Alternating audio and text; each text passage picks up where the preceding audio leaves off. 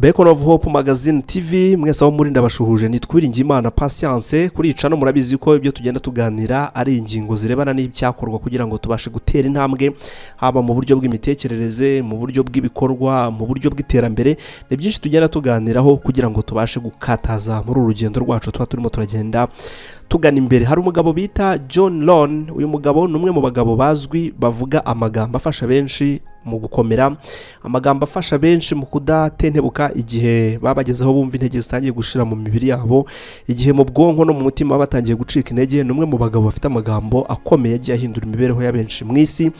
Yagarutse cyane ku cyitwa intambara turwana, avuga ku moko y'intambara abantu barwana mu buzima, aho yavuze ku ntambara zigera muri 3 abantu barwana, ariko imwe muri zo ari nayo yashinzeho umwotso cyane ni abantu benshi bibagirwa kurwana bakayirengagiza bakarwana izindi ebyiri, nyamara utari watsinda iyo ngiyo imwe ize ebyiri ntago wabasha kuzitsinda. Ni intambara yitwa you versus you cyangwa se me versus me, nawe versus wowe uhanganye nawe. Ahangaha izindi ntambara abantu barwana ni njyewe mpanganye na societe, njyewe mpanganye n'isi muri rusange, njyewe mpanganye nabo dukorana, njyewe mpanganye nabo tubana mu rugo. Izo ntambara niza benshi bahugiraho bakaba arizo barwana, nyamara mbere yuko barwana intambara yitwa me versus me bigatuma urugamba rubakomera cyangwa se bikarangira rubatsinze. Ngiye kugaruka ku magambo ye rero yavuze, mu magambo yagiye ageza ku bantu, nuza kumva ibi yavuze bigufashije nawe ubisangize n'abandi, hanyuma urebe niba warakoze subscribe bara hasi, nubona utari wabikora uhita ubikora ukibyibuka kuko ni support ikomeye kuri Beacon of Hope Magazine TV. Nitwa Uwiringiye Imana Patience. Uyu mugabo uramwumva avuga icyongereza, giye uranyumva mvuga ikinyarwanda. You versus you. That's the ultimate battle, is not it? The one that truly matters. Not you versus your neighbor, not you. Aratubwira ati you versus you, ngiyi ntambara ukwiye kurwana, ni nayo ntambara ifite agaciro mu iterambere rya muntu ndetse n'imibereho ye, atari ukuvuga ngo njyewe cyangwa se wowe uhanganye nabo mukorana cyangwa se abo muturanye. Versus your coworkers, not you versus the world. It's you versus you. Ati ntambara ikwiye kurwana, umuntu akwiye kurwana ntabwo ari yo guhangana n'isi, nta nubwo ari yo guhangana n'abantu bakorana, ahubwo ni wowe ukwiye kurwana intambara yo guhangana nawe ubwawe. Now why is that? Why is this internal struggle so crucial? Because aha turibaza rero ngo ni iki gituma tuvuga ko iyi ntambara yitwa me versus me cyangwa se you versus you ari intambara ifite ikisobanuye mu iterambere ry'umuntu. It's the only battle you have complete control over. Impamvu tuvuga ko ari intambara ifite agaciro cyane nuko ari rwo rugamba ushobora kurwana wowe urufiteho control cyangwa se urufiteho ububasha, nirwo rugamba warwana urufiteho ububasha rwonyine. The only arena where your choices, your decisions, your actions are the sole determining factor. Ahangaha urugamba urwana nirwo rugamba rwonyine rugendana n'ibyo wemera, imyanzuro ufata, ibyemezo ufata, uko utekereza ndetse n'ibikorwa ukora, nibyo bigena uguhangana muri uru rugamba, kandi ibyo ngibyo biba ari ibyawe ubwawe. Niyo mpamvu intambara rero y'ingenzi. Think about it for a moment. In any other competition there are external factors at play. Ati twibukiranye yuko mu zindi ntambara turwana haba hari izindi mpamvu cyangwa se ibindi birantega duhura nabyo muri urwo rugamba turi kurwana mu zindi ntambara zitari me versus me. When you are up against another person, their skills, their preparation. Ati wibuke neza ko iri kurwana n'undi muntu cyangwa se uri guhangana n'undi muntu, ndabyita kurwana ariko ntabwo ari kurwana byo guterana amakofa, ariko ni uguhangana. Ati byanze bikunze uwo nguwo muri guhangana aba afite ubumenyi bwe, uwo nguwo uri guhangana nabwo kandi ntabwo uri ku rwego rwe cyangwa se nta nubwo ubuzi, aba afite imyiteguro yakoze, aba afite uburyo yitegura urwo rugamba ari kurwana, aba afite ibintu byinshi yagiye anyuramo wowe utigeze unyuramo. Niyo mpamvu kurwana intambara yo guhangana na runaka iragora cyane. Their determination all come into play. When you are facing the world, you are dealing with circumstances. Hanyuma kandi wibuke iri kurwana noneho cyangwa se uri guhangana n'isi muri rusange, uhura n'ibintu bigutega byinshi, with societal norms, uhura n'imirongo yagenwe na societe ifite ukuntu yashyize ibintu hariya ngo nibyo bigenderwaho, with economic conditions, uhangana n'ibibazo by'ubukungu that are largely beyond your control. Ibyo byose rero uri kurwana nabyo muri urwo rugamba rwo guhangana n'isi ntabwo bifite muri control yawe. Niyo mpamvu urugamba rwo guhangana n'isi na societe muri rusange narwo ruragora. But when it's you versus you, oh, that's where the magic happens. That's where ariko yari intambara uri kurwana yitwa you versus you, njyewe mpanganye nanjye. Aha niho ibikorwa ibijya gusa n'ibitangaza bitangira kwigaragaza. True growth occurs. That's where you have the power to shape your destiny. ahangaha niho ugira gutyo ukumva urimo urumva ibibaraga bidasanzwe byo guteganya cyangwa se gushyiraho icyerekezo cyawe n'igeno ryawe bitangira kugenda byigaragaza muri wowe. Let me tell you a little story. Ati reka mbaye inkuru Years ago, I ntoya. met a young man who was struggling in his career. Ati nigeze guhura mu myaka itambutse nigeze guhura n'umwana muto cyangwa se umusore muto wari urimo guhangana arwana urugamba mu kazi yakoraga arimo gushaka gutera imbere. He was always comparing himself to his colleagues. Yari afite ikibazo gikomeye cyane cyo guhora iteka yigereranya n'abagenzi be bakorana mu kazi yahoraga yigereranya nabo. Always worrying about what his boss thought of him. ntabwo yajyaga tuza mu mutima ngatekane buri gihe yahoraga atekereza icyo boss we amwibazaho yibaza ati mbese ubu boss ambona ate. Ntabwo yajyaga agira umwanya wo kwitekerezaho ubwe yahoraga atekereza ku bandi. Think about the state of the economy. Iteka ryose yari arimo arwana n'ibibazo by'ubukungu byari ups and down nta terambere yabashaga kugeraho. You know what? He was miserable. He was stuck. One day I said, uyu mwana w'umuhungu yari ari mu bihe bimugoye cyane yarakwamye atabasha gutera agatambwe kamuganisha imbere ari no mu bihe bibi mu bihe by'ubukungu mu bihe by'ubwigunge umutima we wari uremerewe muri make. him down and asked him a simple question.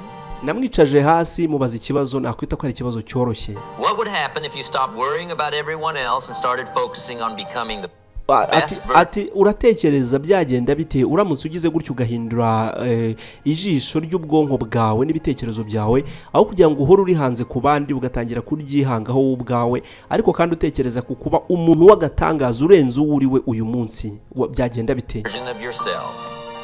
The look on his face was priceless. It was as if a light bulb had gone off in his head.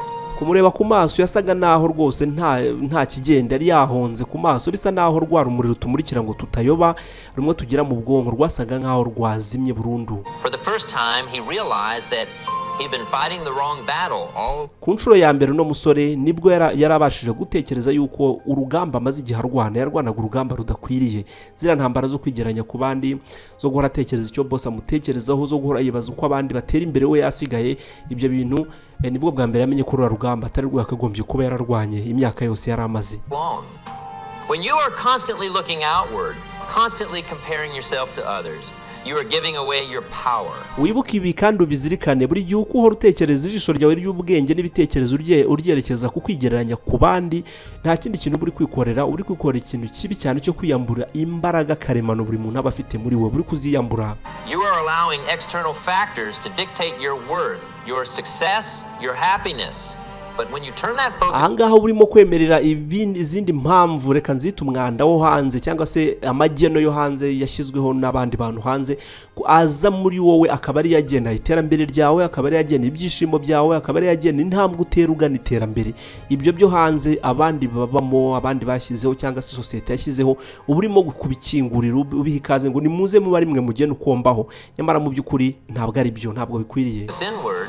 When you make it about you versus you, that's when you reclaim your power. Ariko umunsi watereye intambwe yo gufungurira ijisho ry'ubwenge bwawe guhangana nawe ubwawe uzaba urimo gukurura za mbaraga zawe zimwe zanyanyagiriye mu kwemera ko factors zo hanze zikazishwanyaguza uburimo kuzikurura wongera kuziyegeranya uburimo kongera kubyimba muri wowe.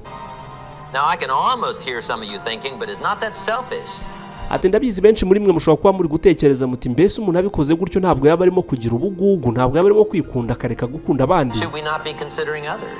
Kandi nyamara tubwirwa yuko gukunda abandi no gufasha abandi ari kimwe mu by'ingenzi dukeneye kugira ngo tubashe kuba twagira umunezero twumve n'uburyohe bw'ubu buzima. Atahanda babwira mu by'ukuri byo mutekereza muri ubwo buryo nibyo ariko kandi ntago rwose mbirwanya tugomba kugira iteka gutekereza ku bandi bagomba guhora mu bitekerezo byacu tukanabatekerezaho rwose. Tugomba kurwana intambara yo kugira ngo tugire umusanzu dutanga muri community aho dutuye.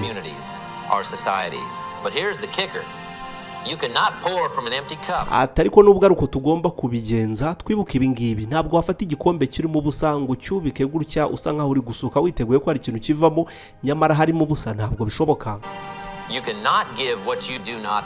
Bishatse kuvuga yuko udashobora gutanga icyo udafite wowe ubwawe. your own improvement, you are actually increasing your capacity to help. uko uhoza ijisho ry'ibitekerezo byawe kuri wowe, ku iterambere ryawe, ku kugana imbere kuri wowe, mu kuzamuka, mu gukura, mu gukomera, niko uri kubaka ubushobozi bwo kugira ngo ubone imbaraga zo kuzafasha abandi.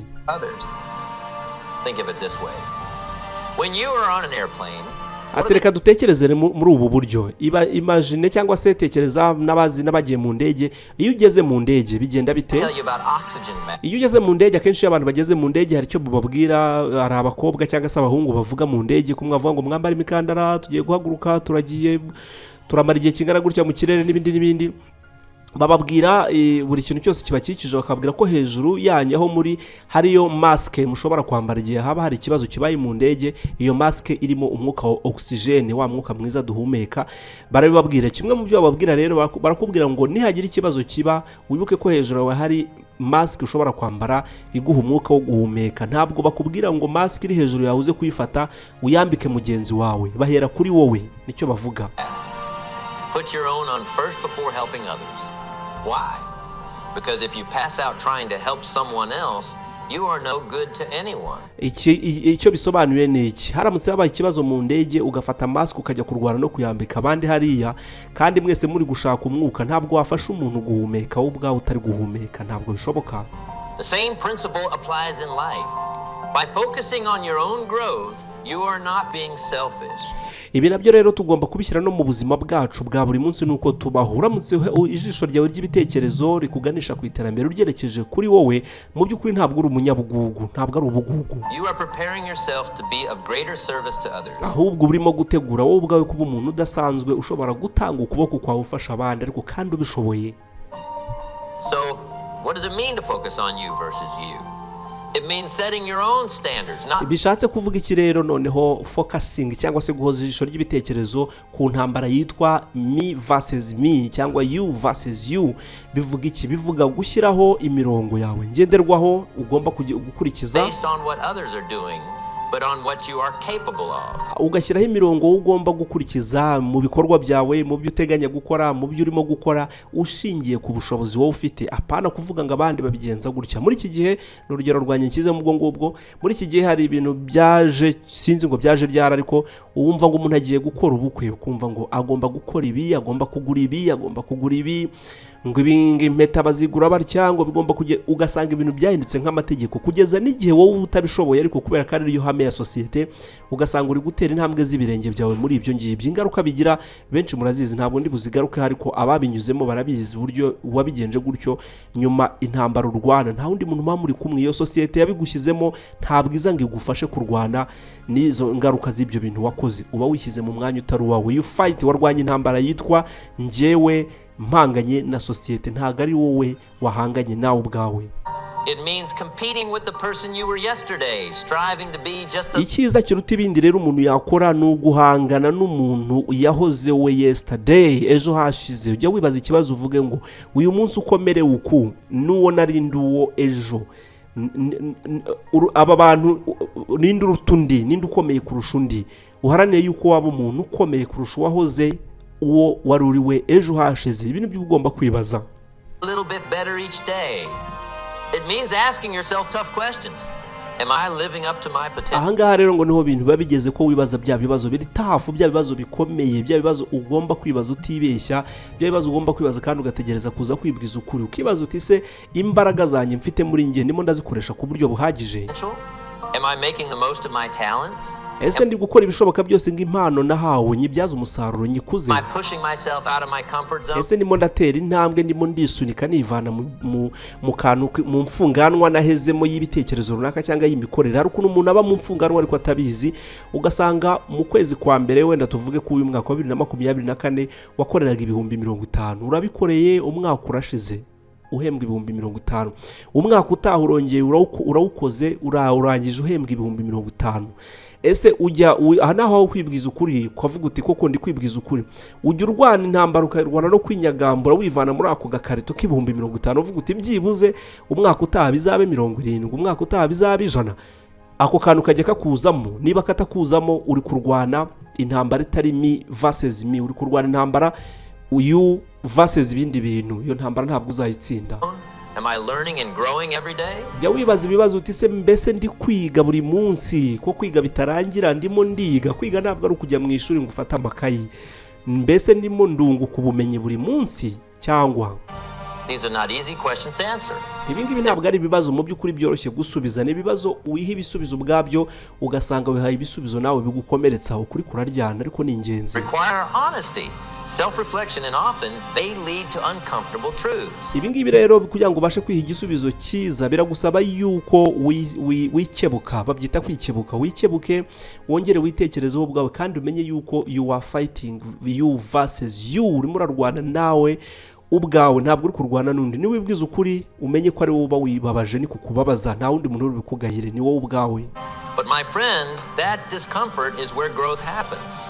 That discomfort is the sign that you are pushing yourself. ikindi kandi ni wumva ugeze mu bihe byo kwibaza ibibazo nk'ibi ngibi ukumva uriha ibisubizo bikubabaje giye wishima bikunezeze kubera ko iyi ni intambwe ikomeye yo gushaka gushingura ibirenge byawe muri za mfunganwa z'ibintu bitandukanye wahezemo ubu urimo urashingura ibirenge ushaka kuvamo n'ibintu byo kwishimira Let me give you another example.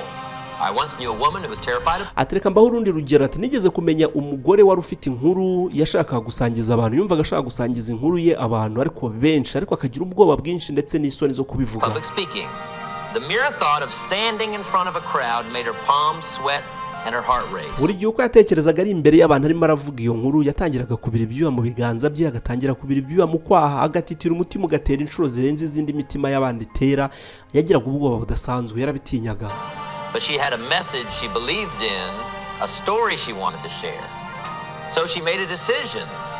ariko kandi yakomeje kumva muri we afite inkuru ashaka gusangiza abantu kubw'ibyo mpamvu rero yafashe umwanzuro yaciye avuga ati reka mfate umwanzuro She decided that her fear of public speaking was not going to hold her back. yibwiye mu mutima we aravuga ati ubwoba bwo guhagarara imbere y'imbaga ngo mvuge ntabwo bukwiye kumpagarika kujya imbere y'abantu benshi ngo mvuge ngomba kubirenga ngomba gutera intambwe nkatera intambwe inganisha kubikora nkabishobora Did she volunteer to speak at a national conference? ntabwo yigeze atera intambwe ngo atangire kujya mu nama z'abantu benshi ngo abariho atangirira imyitozo ye oya Of course not.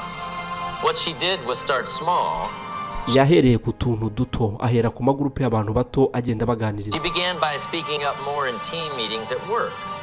Then she volunteered to give presentations. yatangiye kujya mu magurupe y'abantu akagenda babwira ahera ku kazi aho yakoraga agenda babwira agahera ku bantu 5-6 babwira atera intambwe agera ku bantu 10 agenda babwira mbese yahereye ku tuntu duto atangira kwinyagambura yivana muri ya mfunganwa To small groups. Each time she pushed herself just a little bit further out of her comfort zone. gake gake yagiye yivana mu mfunganwa uko iminsi yagendaga yicuma yagiye yivana mu mfunganwa Was it easy? Absolutely not. ntabwo byari There were byoroshye times when she wanted to give up, times when the fear hari ibihe yageraga kumva afite ubwoba hari ibihe yageraga kumva arashaka kubivamo ibyo bihe rero hari amagambo yibwiraga seemed overwhelming. But each time she faced that fear, each time she pushed through it, she grew stronger. She was not competing with professional speakers. ahangaha rero ubwo yumvaga ashaka gusa n'ubivamo yibwiraga mu mutima we yibutsaga yuko ntabwo ari kurwana intambara yo guhangana n'aba professional speakers cyangwa se abantu babigize umwuga ntabwo ari bo kwigereranya nabo ntabwo avuga ngo jewe ngo ko runaka ndusha ngo ko runaka mbona ari kuri uru rwego giye nkabandi kuri uru oya Or comparing herself to charismatic leaders. nta nubwo yigeze yibwira mu mutima yuko agomba kwigereranya n'intyoza mu kuvuga abantu baba ari intyoza mu kuvuga ku buryo avuga abantu bakazana urumeza akavuga abantu bagafashwa hari abantu bavuga abandi bagafashwa ntabwo yigeze yigereranya n'izo ntyoza ahubwo yigereranyije nawe w'icyo gihe yumvaga ari kushaka kubivamo yigereranya nawe uwo mu bihe byatambutse njyewe w'uyu munsi nanjye wejo hashize ninde uri the best ninde aho rero ntibakuraga imbaraga She was competing with herself, challenging the person she was yesterday to become a little braver, a little more confident today. And you know what? Over time, those small steps added up. uzi uko byagenze se uyu mugore rero byaje kurangira abaye motivation speaker uri ku rwego rwo hejuru mu public speaker uri ku rwego rwo hejuru aho avuga abantu bakamwumva bakamukomera amashyi yatsinze ubwoba atera imbere yatsinze imfunganwa ari inyagambura yatsinze kwigereranya ku bandi abasha kugana imbere none uyu munsi ari ku rwego rwiza. That woman who once could not speak in front of a group without shaking is now a respected speaker in her industry. She did not get there by trying to be someone else. Ibyo byose rero ntabwo yabashije kubigeraho kubera ko yishyize mu mwambaro w'undi muntu ngo avuge ngo reka ngerageze mere nka runaka, ngo reka ngerageze mere nka runaka, kuko runaka wigereranya nawe iyo akoze ibi abikora mu buryo bwe utabishobora, ugacika intege, ntabwo ari byiza. She got there by consistently challenging herself. Yageze aho hose yabashije kugera kubera ko yagize uguhozaho no guhora yiha ibihinyuza, avuga ati ngeze kuri iki, ngeze kuri iki, ngeze kuri iki. By making it about her versus her. Icyo yakoze rero ni intambara yitwa her versus her, yarwanye intambara ye nawe ubwe, ntabwo yigeze arwana intambara ye n'undi muntu. Power focusing on you versus you. It's about continuous increment. Ibi rero yabashije kubigeraho atsinda urugamba. Nawe aho uri ufite byinshi uri kunyuramo, ufite byinshi, ufite uburyo ugenda uheranwa, ufite uburyo ushaka gutera agatambwe ugana imbere ariko bikagenda byanga. Aha rero naho kwibaza ngo nakora iki kugira ngo nanjye ndwane intambara yanjye, nakora iki kugira ngo nsinde kwigereranya ku bandi. Ibi nibyo tuzagarukaho mu gice cyacu cya kabiri, nagira ngo bitaba birebire cyane uko iminota igera muri 20 ntabwo aba ari mikeya. Mu gice cya kabiri cy'iyi mvugo y'uyu mugabo witwa Rhon, nzagaruka noneho tureba ngo how can I fight the battle yitwa me versus me. Mbifurize mwese kurwana intambara yitwa you versus you, aho kugira ngo urwane intambara y'abandi bantu. Tuzasubira mu gice cya kabiri ndabibasezeranyije tugaruka kuri iyi mvugo. Mugire ibihe byiza, mugire iterambere, mugire imbaraga, mukurikira imihamagaro yanyu, mugire ibyishimo, mumenye ko kandi ibyishimo bya mbere bigomba guhera muri wowe, abandi tukaza tubasogongeza gake gake. Niko ibintu bigomba kugenda. Reba kwa kandi subscribe kuri Beacon of Hope magazine, nubona utarabikora ubikore, ukibyibukura buduhaye support comment. Nitwiringe Imana Patience, mugire ibihe byiza.